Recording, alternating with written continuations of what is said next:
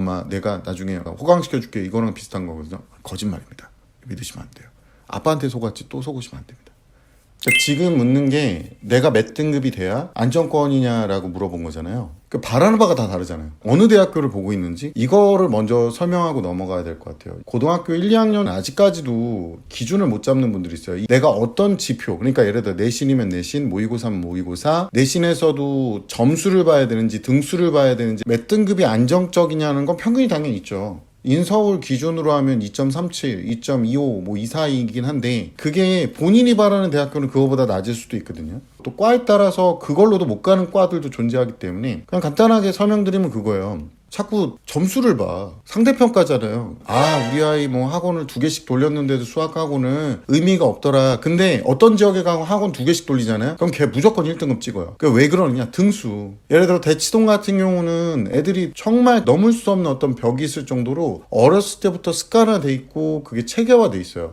내가 잘 못하는 학교를 찾아 들어가서 그 학교에서 내신을 하면 되잖아요 라고 하는 분들이 있는데 우리 아이들 의지가 그렇게 아름답게 강건하지 않습니다. 엄마 나는 내가 거기 가서 내가 다 이겨버릴게 이러고 가서 같이 놀아요. 진짜로. 아까 말했던 대로 수학학원을 2개, 3개 가는데 점수가 잘 나와서 등급이 잘 나오려면 학교 구성원이 공부를 못해야 되잖아요. 근데 여기서 또 구성원 상태가 나쁘면 그 학교로 가면 애가 분위기를 타고 같이 놀아. 양팔저울. 한쪽에 뭐를 올리면 한쪽이 막 올라가고 한쪽에 뭐를 올리면 한쪽이 막 올라가고 가까운 학교를 보내는데 아이가 만약에 성적이 너무 낮다 그러면 반비례적으로 좀 더 잘하는 학교를 보내서 그 안에서 꼴찌를 하더라도 계속 버티게끔 해주시는 게 좋아요. 적어도 학교에서 수업 듣는 양이 좀 다릅니다. 그리고 지금 이 질문을 한 친구가 솔직히 궁극적으로 왜 물어보는 거냐면 고1이거나 고2거나 하면은 내신이 지금 애매한 거예요. 한 4등급 5등급 나오니까 이제 내신 내려놓고 모의고사 위주로 해서 수능 준비를 하는 게 어떤가 이거를 이제 밑밥을 까는 거예요. 아이들이 커오는 거를 굉장히 오랫동안 봐왔거든요. 2004년도부터 아이들 가르치기 시작했는데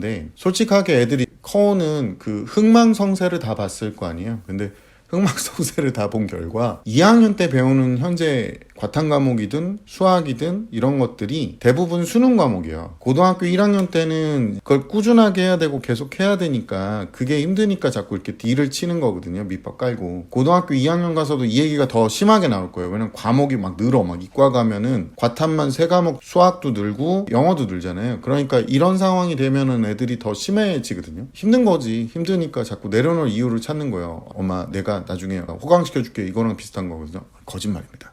믿으시면 안 돼요. 아빠한테 속았지 또 속으시면 안 됩니다.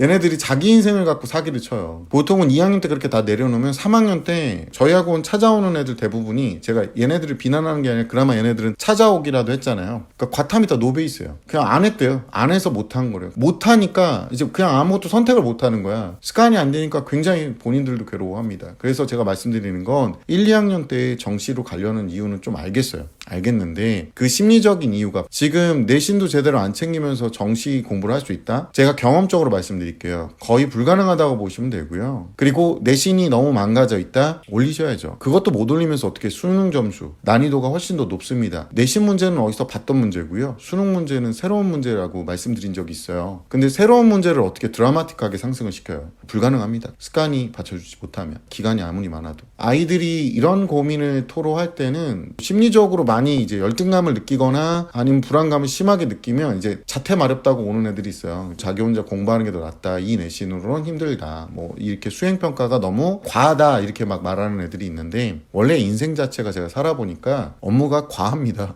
저도 지금 뭐 학원 운영하고 사업체 운영하고 하면서 어떤 애들은 뭐 이사에다가 사장이니까 너무 좋지 않냐. 넌 네가 쉬고 싶을 때 쉴 수 있지 않냐. 오, 누가 그래요? 저같이 이렇게 조그만 업체들의 사장은요 쉴 날이 없습니다. 월화수목 금금금이에요. 뭔가 크게 오해하시나 본데 제가 여러분이 그렇게 좋아하는 자영업자의 프리랜서입니다. 저희 회사에서 들어오는 것도 제가 또 인건비 아껴야 되니까 일도 저녁 때 하고 또 강의는 강의대로 하고 또 강의하면서 애들하고도 상담도 엄청 해요. 저희 학원 다니는 애들 다 알걸요? 제가 붙잡고 야 우리 이렇게 하면 안 되니까 이렇게 공부 좀 한번 해보자 막 설득을 합니다. 진심으로 설득하는 거예요. 왜냐면 얘네들 뭐라 그러는 것보다 더 중요한 게 설득을 해서 좀 유지를 시켜보면 그 맛을 알아. 투자도 공부도 장기 투자 그리고 분산식 투자가 짱이다라고 말씀을 드리거든요. 수년째 지금 미국 주식을 계속 사고 있는데 일정 금액 계속 아주 행복합니다. 지금 뭐 폭락이 와도 행복해요. 똑같아요. 공부도 진짜 어렸을 때부터 꾸준한 게 있어요. 배워야 될 것 같은 거 배워놓으면 좋은 것들도 시간을 쪼개서 배웠어요. 그래서 제가 제일 먼저 선택한 게 뭐냐면 술, 담배를 끊었습니다.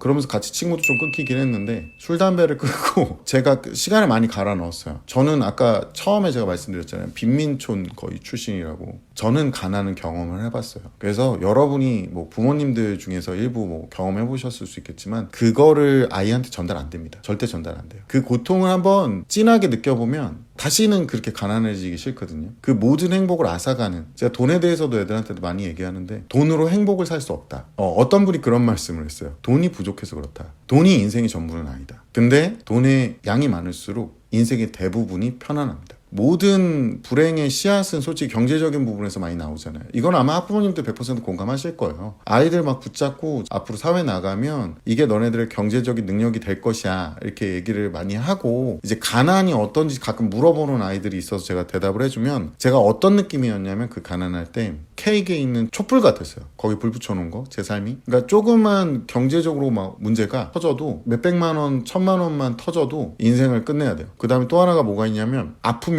그 병원비를 감당을 못하는 상황이 오죠. 항상 기도했던 게 다음날 먹을 거라도 좀 추가적으로 가졌으면 좋겠다. 그러고 나서 또 시간이 지나서 내가 몇 달은 일 안 해도 먹고 살 수 있는 금액 정도가 있었으면 좋겠다. 그리고 또 나이가 먹고서는 1년은 일 안 해도 되게끔 돈 벌었으면 좋겠다. 그게 이제 점점 커지는 거죠. 이런 것들이 목표의식과 성취감을 주더라고요. 저는 살아보니까. 물론 저와 똑같은 발달 과정을 겪지 못하니까 아이들한테 이게 얼마나 전달되는지 모르겠지만 그러니까 계속 해야 돼요. 누적으로 쌓아 올리는 게 아이들의 성취감도 좋고요. 또 제 삶이 1등 삶은 아니잖아요. 지금 보시면 알다시피 1등급이 아니더라도 아이들한테는 굉장히 긍정적인 부분이 있다라는 걸 분명히 줘야 됩니다.